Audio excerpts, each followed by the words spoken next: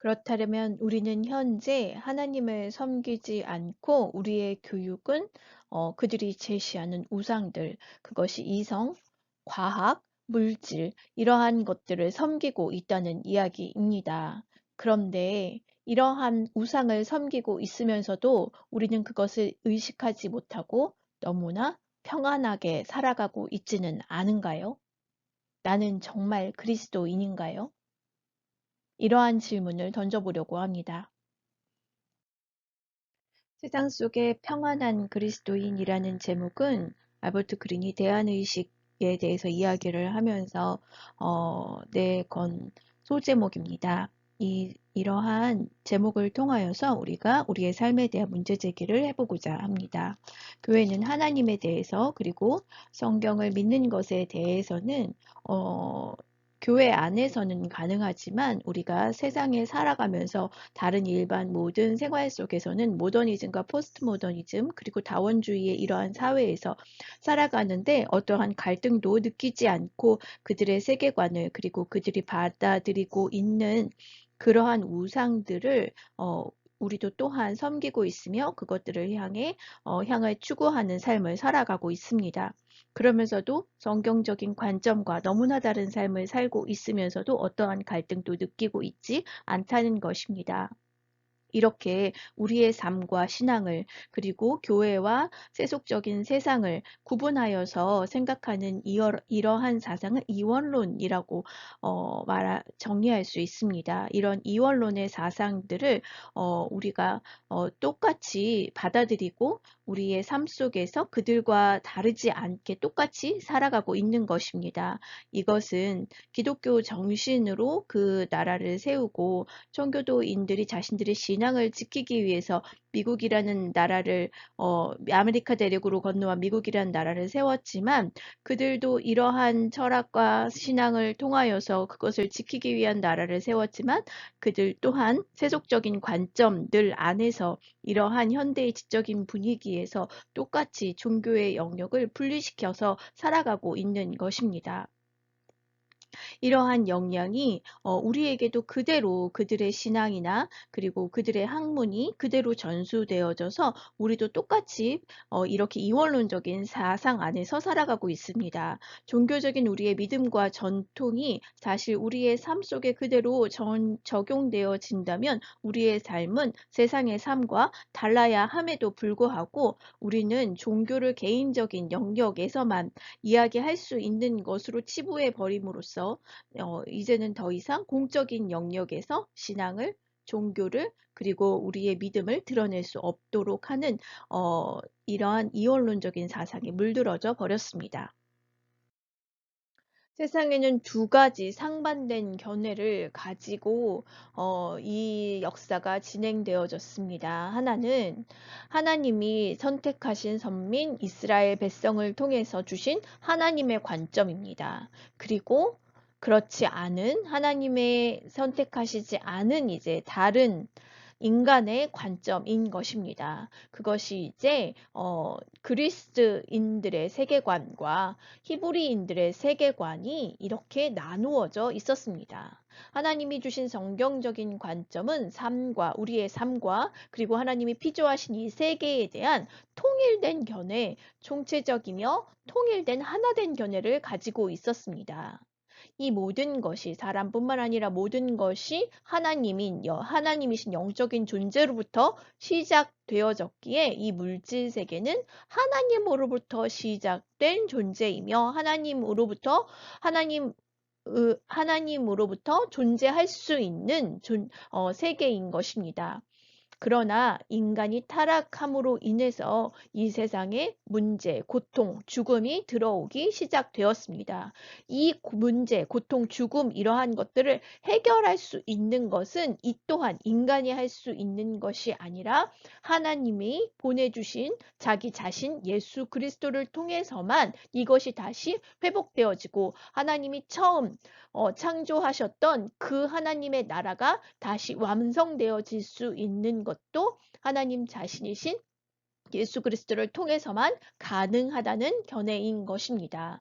그래서 예수 그리스도의 삶과 죽음과 부활을 통해서 영혼과 우리의 몸이 따로 분리되어지는 것이 아니라 우리의 영혼은 하나님께서 주신 영이고 우리의 몸 또한 하나님께서 만드신 것이기에 하나님께 속해져 있고 하나님의 뜻대로 살아가야 한다. 우리의 육체를 그렇게 주의 뜻대로 창조하신 이의 뜻대로 피조물로서 존재해야 한다라는 세계관을 통일된 견해를 가지고 있었던 것입니다. 그런데 그리스도인들의 세계관은 삶과 세계를 실제와 그리고 우리가 눈으로 보이지 않는 이상적인 것들에 대해서 분리된 견해를 가지고 시작되었습니다. 물질 세계와 플라톤은 이데아 세계로 이것을 나누어서 설명을 하였습니다. 이것을 형상과 진료라고 설명을 하면서 이데아 세계를 추구해야 되는 이데아 세계를 이제 바라봐야 하는 존재로 인간을 설명하였습니다. 이상의 세계가 이런 이상적인 세계가 일시적으로 유형화된 것이 물질적인 세계일 뿐이다. 일시적인 것이며 이것은 한계가 있는 것이기에 이상적인 세계를 추구해야 한다라는 이원론적인 세계관을 그리스도인들이 가지고 있었던 인간들이 형성한 세계관입니다. 그리스도인들의 세계관은 그 시대의 동시대를 함께 살고 있었던 신학에도 영향을 주게 됩니다. 그리스도인들은 이데와 세계와 현상계를 나누어서 이렇게 분리해서 보았고, 이데와 세계는 현상계가 구현된 것일 뿐이며 선하고 아름답고 본질적인 이데아를 추구해야 하는 것으로 플라톤이 주장을 했다면 그것에 영향을 받아서 어거스틴이 비물질과 물질로서 이것을 동일하게 세상을 나누어서 설명을 하려고 한 것입니다. 그래서 상층부와 하층부로 나누었고 이렇게 하층부, 물질, 육체적인 것에 대해서는 이것을 중시하지 않고 천하게 여겼기 때문에 금욕적인 생활을 추구하는 스콜라주의의 이러한 학파에 영향을 미치게 되는 것입니다. 그러나 아리스토텔레스는 또 현상에 대한 실천적인 지혜, 현상이 이데아 세계를 구현해낸 현상일 뿐이라 할지라도 우리가 실제로 살고 있는 이 현상계에 대한 중요성을 간과하지 않고 그것에 대한 바른 이해를 하기 위한 실천적인 지혜들을 추구하였는데 이러한 영향을 토마스 아퀴나스가 받아서 이 자연세계, 현상계를 이해하기 위한 논리적인 사고, 이성 또한 중시하였고 또한 성경과 예수와 교회를 이해하기 위한 은혜, 상층부의 영역 또한 중시 여기는 이러한 이분법적인 세계관이 그대로 영향을 받아서 우리에게 전수되어지게 된 것입니다. 플라톤은 이 세상을 계층으로 이렇게 이해한 것입니다. 이데아가 현상 세계에 그저 나타난 이미지, 상징일 뿐이라고 생각했기 때문에 이것을 계층을 통하여서 이런 계층 구조로 설명하려고 하였습니다. 그래서 물질, 영혼, 일자, 그 다음에 신, 그 너머에 이데아 세계가 있다라고 이제 신플라톤 주의자들이 이야기를 했고 또 아리스토텔레스 또한 이 현상계를 그렇게 똑같은 방식으로 계층 구조로서 이해하기 위해서 식물과 동물과 인간으로 현상계를 이렇게 사다리로서 표현하면서 이야기하였습니다. 이것이 다윈에게 그대로 영향을 받아 다윈 또한 식물, 동물, 인간으로 이렇게 계속 진화되어져 간다. 진화의 사다리로 생명의 나무로 설명을 한 것입니다. 어찌하였던 플라톤주의와 아리스토텔레스의 이러한 미분법적인 그리고 계층 구조적인 이러한 사고방식은 아우구스티누스와 토마스 아퀴나스에게 그대로 영향을 주어서 존재의 대연쇄라는 이 세상을 이해하는 이러한 계층 구조로서 가장 위에 하나님을 둠으로써 이 세상을 설명하려고 하였던 것입니다. 이러한 이원론적인 세계관이 그대로 교회에 들어오고 교회 안에서 세상을 바라보는 이원론적인 사고를 형성하게 되었던 것입니다. 근세에 들어와서 계몽주의와 과학혁명으로 인해 이성 중심의 그리고 과학 중심의 세계관이, 인간 중심의 세계관이 자리 잡게 되었습니다.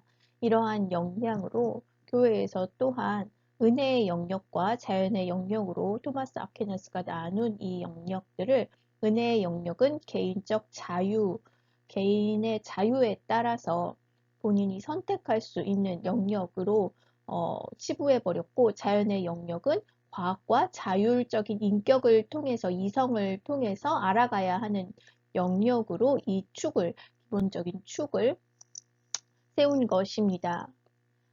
근데 모더니즘에 들어서는 인본주의의 영향으로 인하여서 이제는 더 이상 그 본질적인 것이 무엇인지 질문하는 것, 형이상학을 추구하면서 그 본질적인 것을 과학과 이성으로 판단할 수 있었다, 증명할 수 있었다라고 했다면 이제는 더 이상 그것을 증명하기보다는 과학적인 방법을 통해서 어떻게 그 지식을 알아가는 그 방법론, 인식론 자체에 관심을 두게 되었고 물질과 쾌락만을 추구하는 물질과 쾌락과 인간에게 뒤의 실용주의의 영향으로 유익을 주는 것만이 가치 있는 것이라는 의식이 생기게 되었습니다. 이러한 의식이 생기게 된 근본적인 또 하나의 큰 이유는 다윈의 진화론으로 인해서 모든 것은 우연히 그리고 스스로 진화한다라는 전제를 통하여서 더 이상 그 근본적인 존재의 의미가 무엇인지 그것이 무엇인지에 대한 형이상학적인 질문은 하지 않고 단순히 인간에게 유익을 주는 지식을 어떻게 과학적인 방법을 통해 추구할 것인가에만 관심을 두게 된 것입니다. 포스트 모더니즘 시대에 와서는 이제는 더 이상 진리 자체가 무엇인지 절대적인 진리는 없다라는 방향으로 흐르게 됩니다.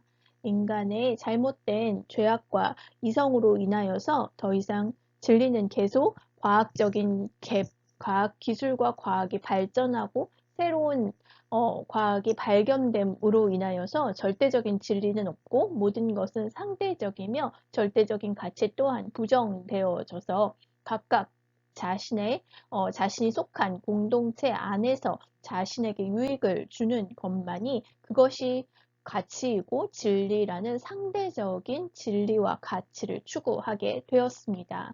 결국 이러한 시대적인 흐름에 따라서 인간은 누구에게나 중립적인 상식, 중립적인 이성을 소유할 수 있는 존재다라는 것을 전제하게 되었고 그렇기 때문에 자기 자신이나 내 자신의 기준, 내가 속한 그룹 안에서의 그러한 기준을 세우고 혹은 어떠한 다른 인간이 아닌 무언가 다른 우상을 근거로 하여서 이 세상을 이해하고자 하는 다원주의 시대에 우리가 살아가게 된 것입니다.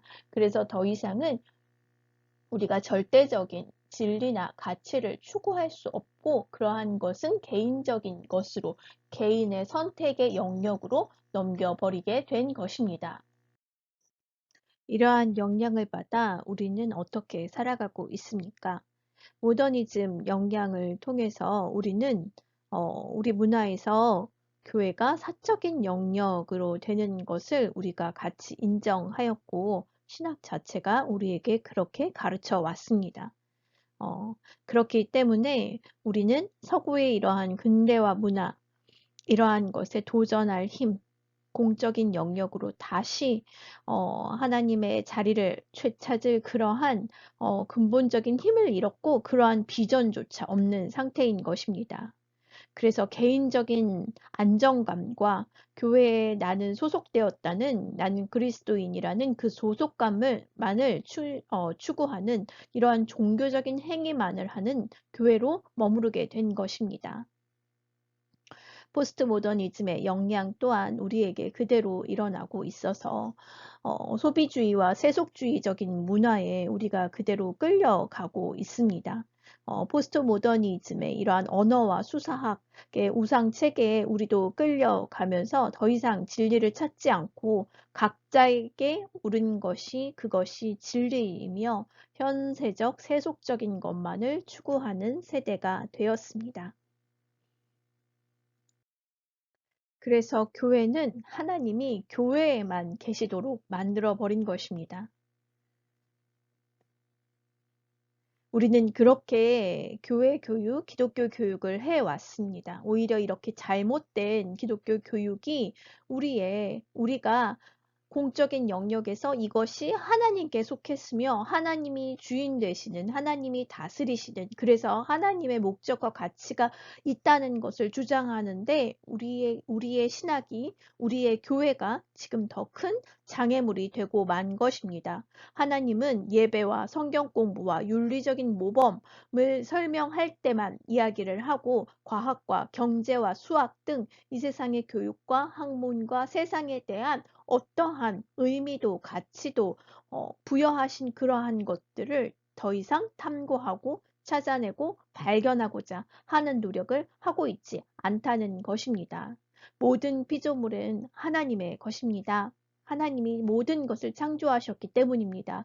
그래서 온전한 지식은 그것을 창조하신 하나님, 그 하나님께서 우리에게 계시해 주심으로 그 하나님을 인정함으로부터 오는 것입니다. 에들리는 이렇게 정리합니다. 교육은 하나님의 말씀으로 시작하여 그 말씀 안에서 성령의 인도하심을 따라 이루어져야 한다. 하나님께서 모든 만물을 창조하셨기 때문에 하나님을 떠나서 창조하신 피조물을 이해하는 것은 온전한 지식을 주지 못한다. 그래서 우리는 모더니즘과 포스트 모더니즘의 이러한 도전에 대해서 대안의식을 심어주어야 하는 것입니다. 이 대안의식을 심어주기 위해서는 모든 것이 하나님의 것이다. 하나님이 시작하셨고 하나님이 주인 되신다 라는 것을 인정함으로부터 시작됩니다. 그리고 우리에게 주신 재능 또한 하나님이 주신 것으로 하나님이 창조하신 창조세계를 탐색하도록 하는데 이 재능을 사용해야 한다라는 것을 심어주어야 합니다. 또한 하나님에 대한 지식, 하나님을 향한 봉사의 반응을 나타나게 되어지는 그러한 학문이 되어야 하는 것입니다. 우리의 교육 공동체는 각자의 재능의 가치를 인식하고 하나님과 이웃과 하나님의 이웃에 대해서 하나님의 사랑이 드러날 수 있도록 그리고 그러함을 통해 우리가 성장할 수 있도록 하는 그러한 재능을 펼치는 장이 되어야 합니다.